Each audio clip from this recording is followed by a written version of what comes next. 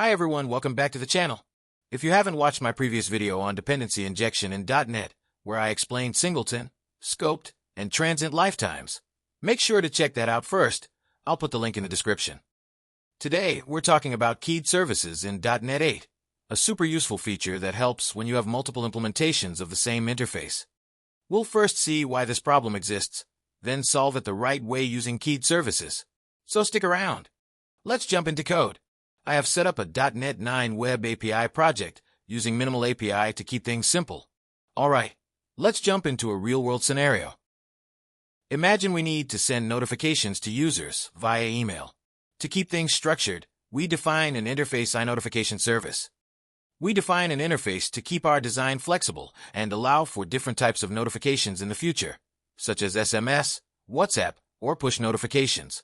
This interface ensures that every notification service will have a send method, which takes a message and returns a string confirming that the notification was sent. First, I have implemented the email notification service by implementing iNotification service like this.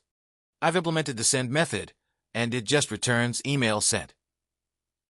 Now, let's register this service to the dependency injection container inside the program.cs file. Before we register the service, let me quickly explain what scoped lifetime means. A scoped service is created once per HTTP request, shared within that request, but not between different requests. It's useful when we need to share state within a single request without persisting it across requests. Now, let's register the service as scoped. Here, I am registering the service using the addScope method, specifying iNotification service and email notification service. Okay, let's define our endpoint. For this example, I'm using a get method for the endpoint. I'll set the route as notifications for this endpoint, and for now, I'll keep the Lambda body empty. Now, I'm going to inject our notification service into this endpoint. Then, inside the endpoint, we'll return the result by calling service send method. This will send the notification and return the response as OK with the message from the send method. Okay, let's run the application and see how it works. Here, I'm using .http file to test our endpoint. By clicking Send Request, I'm sending the request to our endpoint. We got the response with status OK and the message email sent. So far, so good. But then the new requirement comes in. We also need to send notifications via SMS. No problem. Now, we're going to add another service. I'm going to copy email notification service and modify it to create SMS notification service. Then, I'll change email sent to SMS sent in the return statement. Okay, now SMS notification service is ready. Let's move it to a separate file for better organization.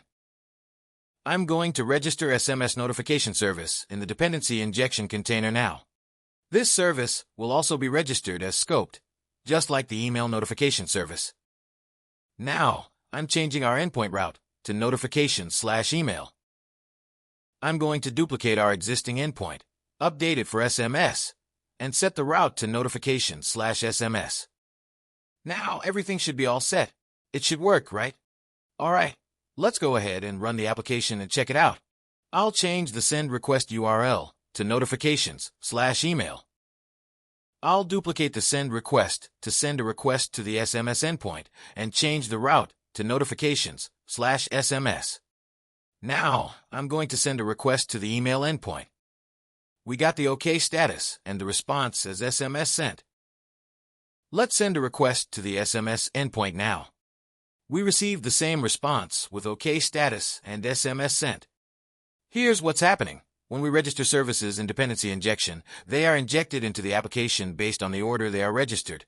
In our case, we first registered the email notification service, but then we registered the SMS notification service afterward. Because the SMS notification service is registered last, it overrides the email notification service. So, when we call the email endpoint, we're actually getting the SMS service, because the dependency injector resolves to the last registered service, which is SMS. This is why it sends an SMS instead of an email. So how do we fix this? In .NET 8, keyed services were introduced. They allow us to register multiple implementations of the same interface with a unique key, so we can request exactly the one we need. This helps solve the issue where the last registered service overrides the previous ones. Instead of relying on the order of registration, keyed services let us specify a key when registering each service. Then, when we request a service, we provide the key, and the correct implementation is injected based on that key. This gives us much more control over which service to use, even if there are multiple implementations for the same interface. Alright, let's see how we can implement keyed services in .NET 8. I'm going to change add scope to add keyed scope to register our services with a unique key. Now, the IDE is complaining because we need to provide a unique key. I'll specify email as the unique key for this service, and now you can see the error is resolved. I'm going to do the same thing for the SMS notification service, using add keyed scoped and giving SMS as the unique key.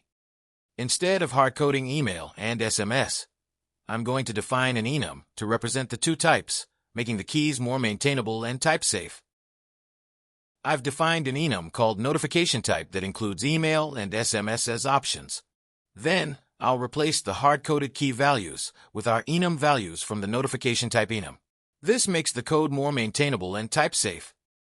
Alright, now let's go ahead and change our endpoint.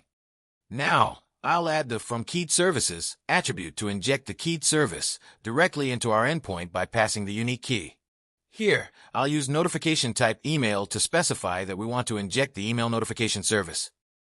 And I'll change the SMS endpoint the same way, using notification type.sms to inject the SMS notification service. Okay, now the changes are done. Let's run the application and see if everything is working correctly. Alright, in the .http file, let's first send a request to the email endpoint. As you can see, we got a 200 OK status, and the response from the email service is email sent. Now, we are getting the correct response from the email endpoint. Let's send a request to the SMS endpoint and see what happens. We got the response, SMS sent.